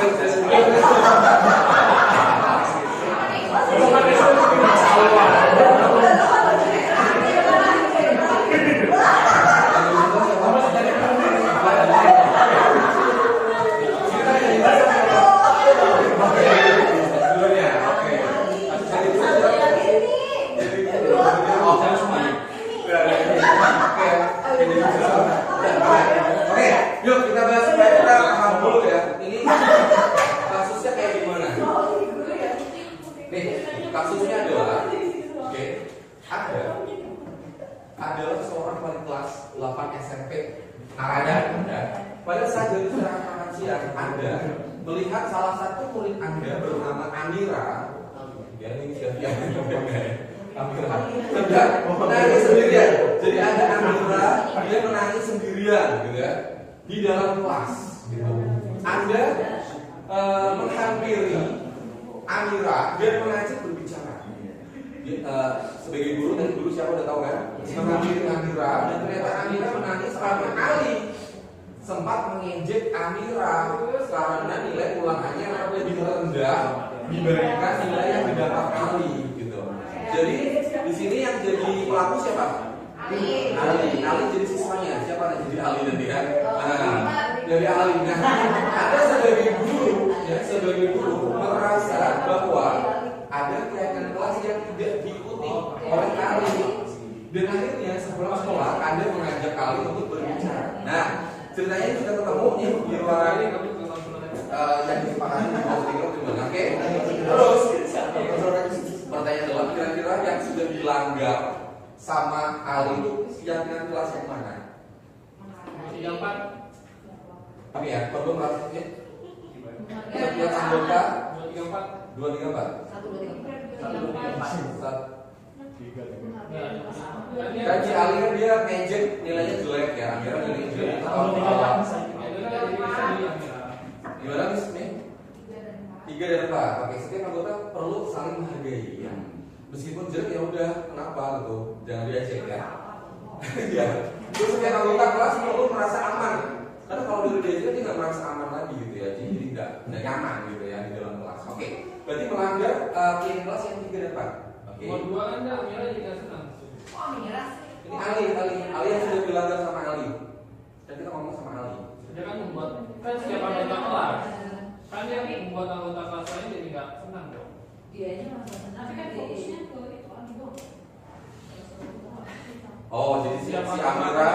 Oke, si Amira dia tidak merasa senang karena dia sudah diejek seperti itu ya. Oke. Ya, jadi dia melanggar ini ya. Tapi kan si Ali senang. Ali senang mengejek, jadi dikata-kata.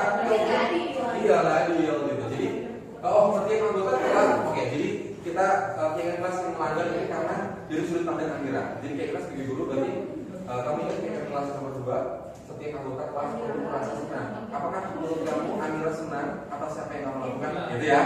Oke.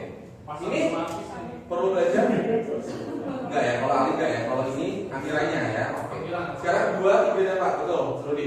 Nah, sekarang tugas teman-teman adalah di situ sebenarnya ada guide, ada petunjuk yang bisa apa yang bisa disampaikan. Tapi saya pengen teman-teman berimprovisasi, ya. Dan sesuai dengan style masing-masing. Kan setiap guru punya style masing-masing saat menasihati anaknya, menasihati anak didiknya, ya. Oke. Siap semuanya? Sekarang silakan berhadapan-hadapan.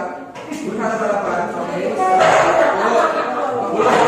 Saya bilang mulai baru mulai. Oke. Belum mulai. Berhadapan. Oke. Dan oke ya. Oke ya. Pastikan. Jangan mulai dulu. Oke. Ingat teman-teman. Saya akan bilang mulai. Itu dulu teman-teman mulai. Yang pertama. Yang kedua. Jangan sampai terlewat segitiga situs ini. Yang pertama ada menstabilkan identitas dan sampai terlewat, ya. Terus yang kedua validasi kebutuhan, dengan salah. Yang ketiga apa yang ketiga? Menanyakan keyakinan. Oke, sudah siap semua? Siap ya? 3, 2, 1.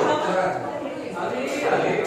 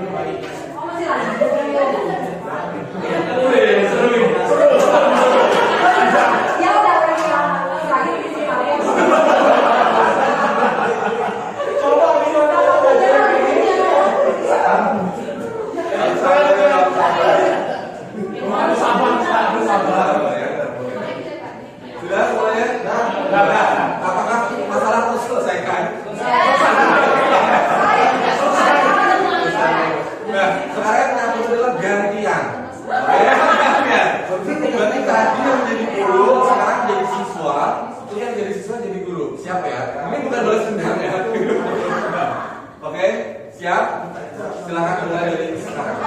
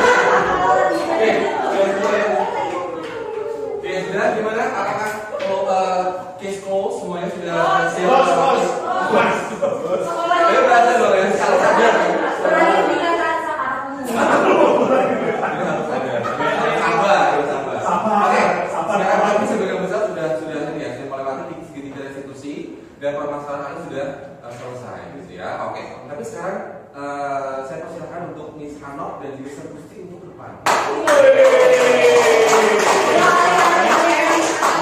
Baik, akan masih mengatakan apa yang sudah dilakukan tadi ya. Yang jadi siswa saya adalah Ali.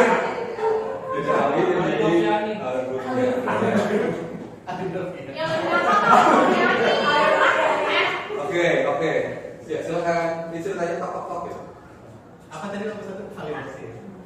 Udah mulai yakni. Aliran yakni. Aliran dulu penyakin. Bapak paham. udah lama Iya. makanya. Nah, tapi alasan kita kan pasti beda.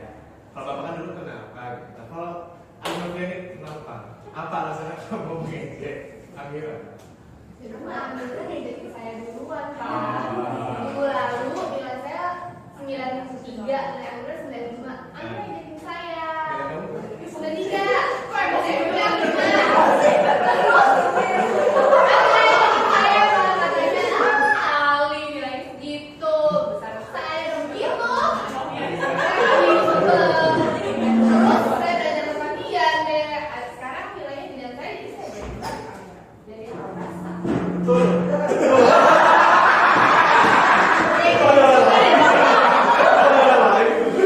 Terus gue.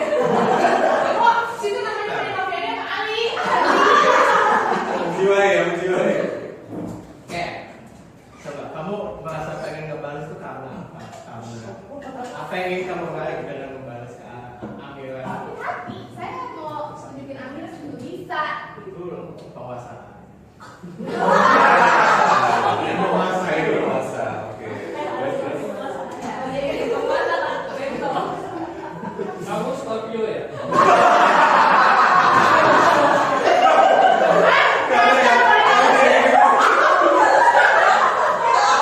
Wanita beracun.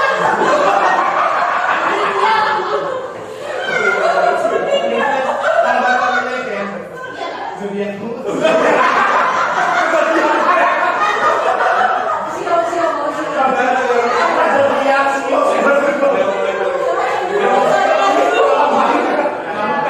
kamu pengen jago itu bagus, kamu hanya jago kan nilai ujian kamu bagus kan. Tapi kenapa harus sekalian bahasa jam juga? Ya karena supaya dia rasakan kalau dia jadi itu nggak enak. Betul. Jadi kamu tahu dia itu nggak enak dong. Iya. Sesuai nggak sama kayak kelas kita yang setuju masuk? Ya Amira tidak menghargai. Amira yang mengejar kita.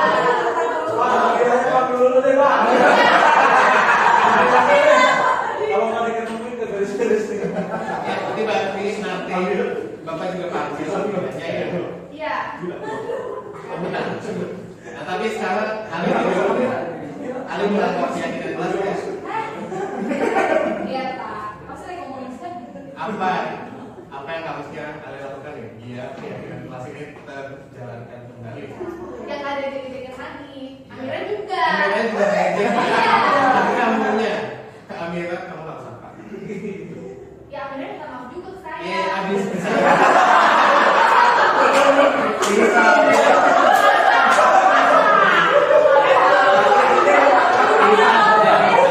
Amira udah minta maaf. Terus kamu akan begini.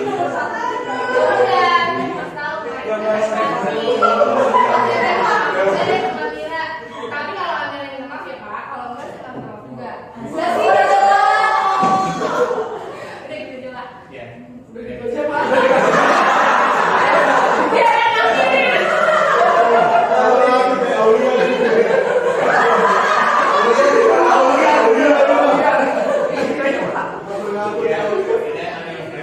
Bapak setuju kalau dia nggak minta maaf, kamu kan aku kesel, tapi Bapak nggak setuju kalau kamunya nggak mau minta maaf sama sekali. Kan kamunya juga ada salah.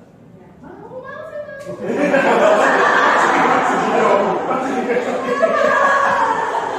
saya mau. Bapak senang kamu bisa begini. Bapak percaya kamu bisa menjalankan keyakinan Bapak. Bagus target kamu, bagus bisa menguasai itu materi itu, Bapak senang. Iya betul. Saya kalian ngomong. Oke, sekian.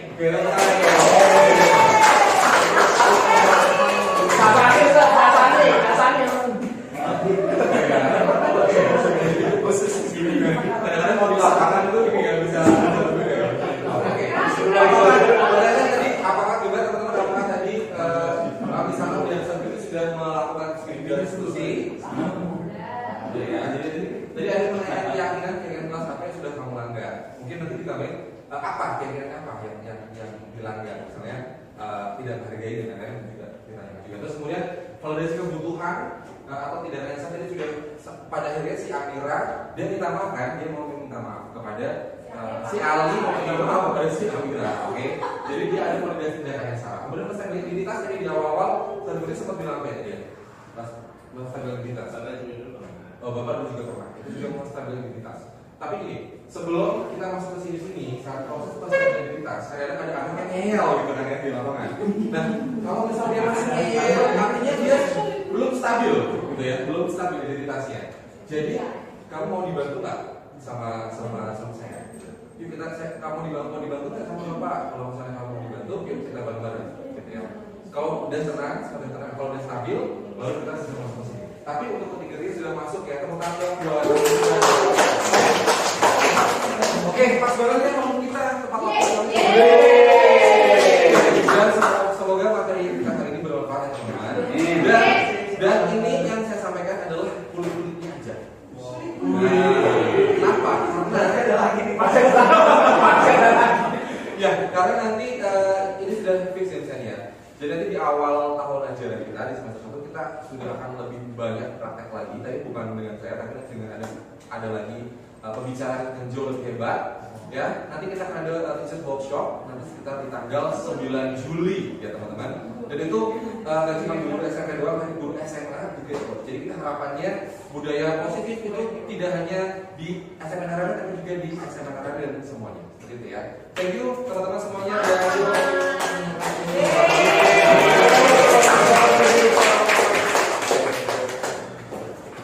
Silakan saya kembali ke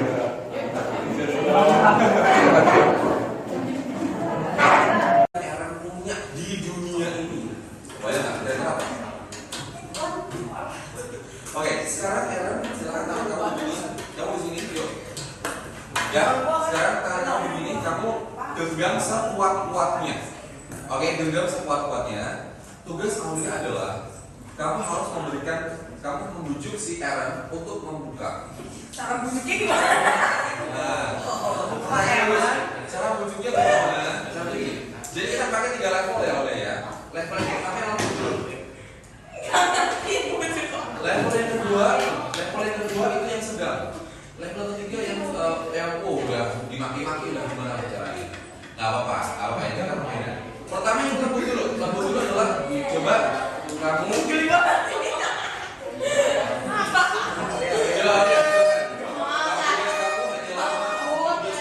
Hanyalah meminta. Coba. Silakan. Kalau kamu dan kamu tugas kamu mengatakan ya.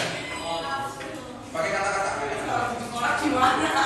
Ya, silakan kamu ya.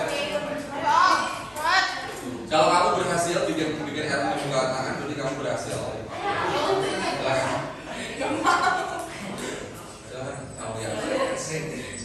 Woi, gimana?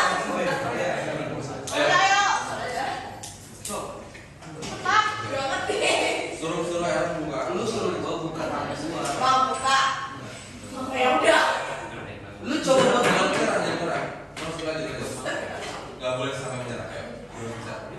Bujuk kamu gimana caranya? Ngomong apa? Ngomong aja. Ntar mau ngapain bebas. Nggak tahu? Oke, sekarang kita ganti. Sekarang nanti Aaron yang bujuk. Kalau misalnya ini sekarang kasih tahu.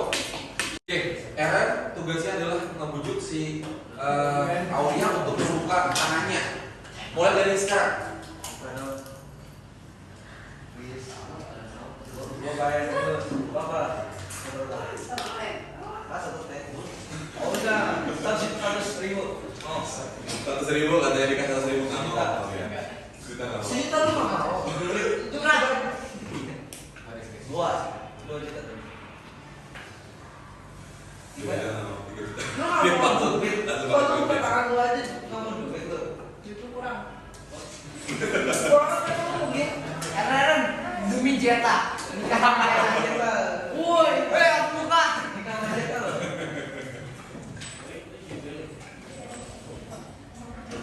Coba boleh lebih kesini lagi, lebih boleh naik boleh apa boleh?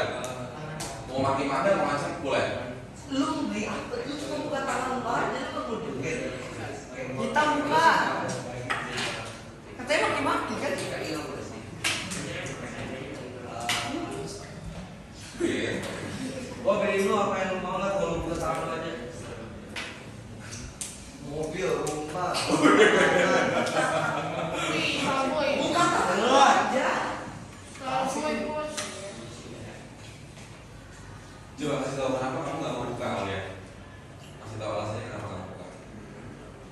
sendiri. Privasi ya? Saya pakai barang nggak bakal. Gak bakal dikasih. Oke. Pakai cara lain? Pakai orang. Ya. Pakai cara lain gimana? Cara lain? Gak buka suka Evan. Oke, Eres sudah menyerah? Sudah tepuk tangan buat mereka berdua. Oke, sekarang ini tunjukin teman-teman kira-kira apa yang paling berbeda yang menurut kamu coba dibuka dari baca. Sudah kan? Oh ya. Dia dalam hati meskipun serawan nyuruh Aulanya buka tangannya, kalau Aulanya tidak bisa mengontrol, tidak mempersilahkan dirinya untuk membuka, dia nggak akan buka sampai kapanpun, ya kan? Bahkan dikasih mobil, kasih rumah, Aulanya tetap nggak membuka. Artinya apa? Orang lain tidak bisa mengontrol orang lain. Jadi yang bisa mengontrol adalah diri kita sendiri. Serawan, tapi kalau misalnya, ya, terus kenapa Aulia mau buka? Karena dia mempersilahkan dirinya dikontrol dan bisa membuka. Artinya adalah tetap ujung-ujungnya adalah dirinya. Ya dong. Kalau misalnya serawan kita buka terus Aulia nggak mau, aja. Oke, artinya apa? Ada yang bisa jawab di sini nggak? Artinya adalah apa yang terjadi dengan kita, dengan tubuh kita, makanan apa yang kita makan, apa yang kita lakukan, itu sebenarnya atas kontrol diri kita sendiri. Kalau kita nggak mau, kita nggak akan melakukan itu, ya kan? Loh kan, kalau misalnya saya mau berangkat nih ke sekolah, kalau misalnya kita nggak mau, kita nggak berangkat. Tapi nanti takut sama mama, artinya mama mempersilahkan kamu dan kamu mempersilahkan diri kamu untuk berangkat ke sekolah karena kemauan kamu sendiri. Jelas ya? Kenapa kamu bisa punya badan seperti itu? Ada yang kurus, ada yang proporsional, ada yang gemuk. Itu semua karena kamu sendiri yang mengontrol diri kamu sendiri. Artinya tidak ada orang yang bisa mengontrol diri kamu, oke? Kecuali diri kamu sendiri. Nah sekarang ini, nah dalam kegiatan ini sesungguhnya siapa yang memegang kendali atau kontrol untuk membuka atau menutup kepala tangan? Jawabannya adalah Aulia. Dia yang memegang kendali. Hanya dia yang bisa membuka tangannya. Kalau misalnya dia nggak mau, dia nggak akan buka. Jadi diri kita sendiri yang bisa mengontrol. Jadi apakah bisakah kita mengontrol seseorang? Teori dulu orang tuh beranggapan bahwa orang tuh bisa disuruh, bisa dikontrol. Tapi sebenarnya enggak. Menurut teori kontrol, ya, menurut teori kontrol, sebenarnya yang bisa mengontrol diri kita itu adalah diri kita sendiri. Oke? Nah sekarang ini, dulu kita mencoba mengubah orang agar berpandangan sama dengan kita. Itu pikiran zaman dulu. Sekarang menurut teori kontrol, kita berusaha memahami pandangan orang, ya, lain tentang dunia. Tadi waktu misalnya serawan minta kalian untuk mengumpulkan jawaban kan berbeda-beda. Dan itu serawan gak bisa mengontrol itu, kalian yang menuliskan sendiri. Jadi tugas kita saat kalian melihat perbedaan di sekitar kalian, misalnya dia suka K-pop, aku nggak suka, gitu ya. Kamu suka drakor, aku nggak suka drakor, gitu. Tugas kita nggak boleh nyalahin, kamu drakor, kamu ini. Datang tepat waktu ke sekolah.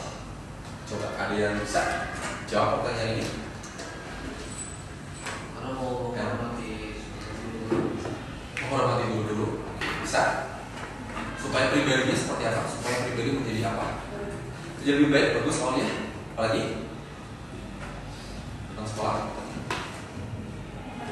Menghargai waktu. Oke. Sekali.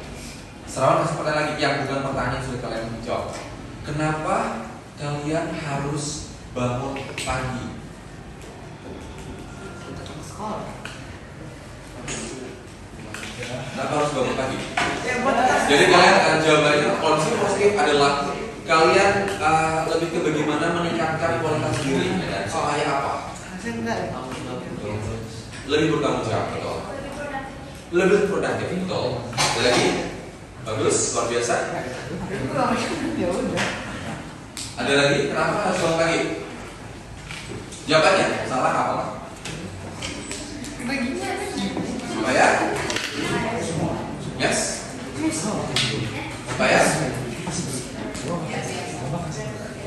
Supaya terbiasa, supaya terbiasa untuk menjadi lebih baik. Oke ya. Nah sekarang nih tadi dari pertanyaan pertama yang ini ya serawan Serawan misalkan ada dua yang menurut Serawan ini sudah menjalankan disiplin positif. Sisanya ini masih belum tahu. Nah, sekarang Serawan bacakan. Tujuan datang tepat waktu karena membutuhkan banyak waktu untuk belajar. Kenapa? Nah, ini siapa yang tulis ini angkat tangan? Nih, tujuan datang tepat waktu karena membutuhkan lebih banyak waktu untuk belajar. Nah, di sini ada tulis Evan, mana angkat tangannya? Tepuk tangan buat Evan. Bagus. Nah, sekarang yang kedua nih, kenapa kalian tepat waktu? Jawabannya adalah karena kita memiliki tanggung jawab atau responsibility untuk datang tepat waktu. Coba ini jawaban siapa? Angkat tangan. Ya. Siapa namanya? Aisyah. Tepuk tangan buat Aisyah. Bukan karena dimarahin Nabi, bukan karena supaya dipuji atau apa, tapi pikir tadi. Kita kalau di sini boleh. Tulis nama. Maju ke depan ditempel ya. Maju ke depan ditempel.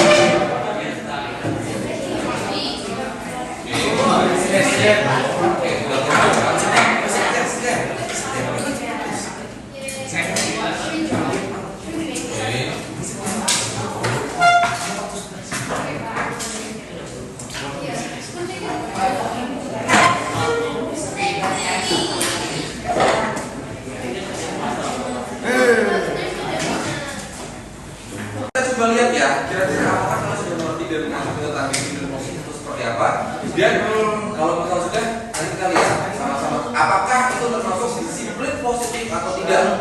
Oke, kita coba ya. Yang pertama, agar siap, betul. Tepuk tangan dong kalau benar. Disiplin positif agar siap, tepuk tangan. Oke, lanjut kita lihat. Mas kalian, oke. Ya, final test ini panjang sekali ya. Final test itu semua hal yang kita pelajari dan kita jika kita belajar dan jika guru subjek final test tersebut melihat skor jelek di final test, guru ini akan merasa bahwa itu gagal sebagai guru untuk mengajar. Tapi ya bro, buat siap aja. Oke, enak lihat skor bagus. Oke, jadi ini juga sama Afro untuk kesiapan dia. Tepuk tangan buat kesiapan. Ayo kita Oke, next ini ya responsibility kita buat yang telah belajar masa semester itu responsibility buat tanggung jawab. Tepuk tangan. Jadi yang benar sama kalau ini ya. Terus selanjutnya adalah biar nambah pengetahuan ya dan menjadi lebih cerdas. Kualitas diri, betul ya? Karena bukan hukuman dan bukan karena hadiah ya. Tepuk tangan. Loren, tepuk tangan. Oke, agar siap saat menghadapi final test. Siap juga. Tepuk tangan ini adalah Aulia. Yang sudah tadi ada Cheryl, tepuk tangan buat Cheryl, Andrew, kemudian Nathan. Oke? Ya, lanjut. Nah ini Enrico ya. Coba apakah ini sudah mengaplikasikan disiplin positif belum? Agar mendapat nilai yang bagus. Nah ini belum disiplin positif. Agar selanjutnya dapat rajin belajar. Selanjutnya dapat rajin belajar boleh. Agar ortu bangga. Ini karena ujian. Jadi sudah ingat ya. Ini harus benar-benar kalian simpan ke dalam pikiran kalian, otak kalian, hati kalian. Apa? Sebenarnya hanya kita yang mampu mengontrol diri kita sendiri. Jadi kontrollah diri kita untuk menjadi pribadi yang lebih baik di setiap harinya. Oke, cukup sekian untuk materi kita kali ini dan semoga kalian akan menjadi pribadi yang lebih baik ke depannya. Oke. Oke, cukup sekian dan ya, suatu waktu semuanya. Oke, thank you.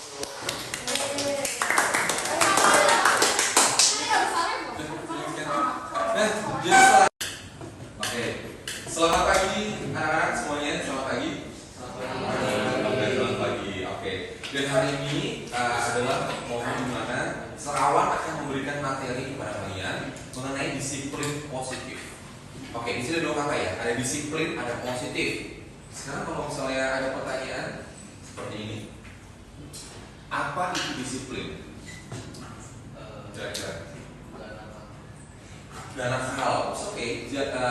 Ngomong aja apa yang ada di dalam pikiran kalian, sebutkan. Tidak nakal, terus apa lagi?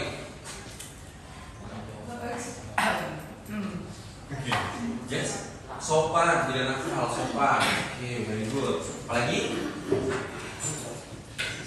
Contohnya apa? Contoh dalam kehidupan sehari-hari apa kalau disiplin itu? Baik. Di kelas nggak berisik, baik. Oke. Kalau datang tepat waktu, disiplin nggak? Disiplin ya. Oke. Terus belajar sebelum tes, disiplin. Jadi dia belajar sebelum tes gitu. Oh enggak? Oke. Sekarang gini, Serawan ada beberapa pertanyaan buat kalian. Kenapa kalian datang tepat waktu ke sekolah? Nah, sebentar, jangan jawab dulu. Serawan ada kertas, artinya semua harus menjawab pertanyaan dengan menuliskan jawaban kalian di atas kertas ini. Nanti dikumpulkan. Serawan pengen lihat jawaban kalian seperti apa. Pertanyaannya adalah, kenapa kalian datang tepat waktu ke sekolah? Oke.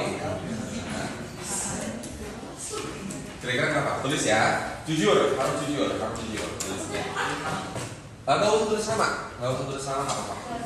Karena sama mau ya. Yuk. Kenapa kalian datang tepat waktu?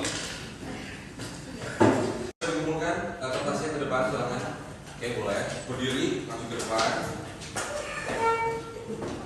Oke. Karena ini nggak dikasih nama, ya nggak dikasih nama, jadinya nggak ada masalah, gitu ya. Kalau misalnya jawaban apa pertanyaan harus jujur dari dalam hati. Oke, maju ke depan buat kumpul, jadi tanpa harus menunggu Serawan di sana ya. Langsung ke sini aja, berdiri, datang, kasih kertasnya ke Serawan, oke? Yes. Thank you. Nanti kita akan lihat jawaban dari teman kalian ya. Apa ya? Kenapa kalian datang tepat waktu sekolah? Oke, kenapa kalian datang tepat waktu? Oke, thank you. Ya, semua yang belum? Ya. Ada yang panjang ya jawabannya ya. Oke. Ada yang panjang jawabannya. Oke, yang dua. Oke, terima kasih. Terima kasih. Oke. Apa yang punya mami?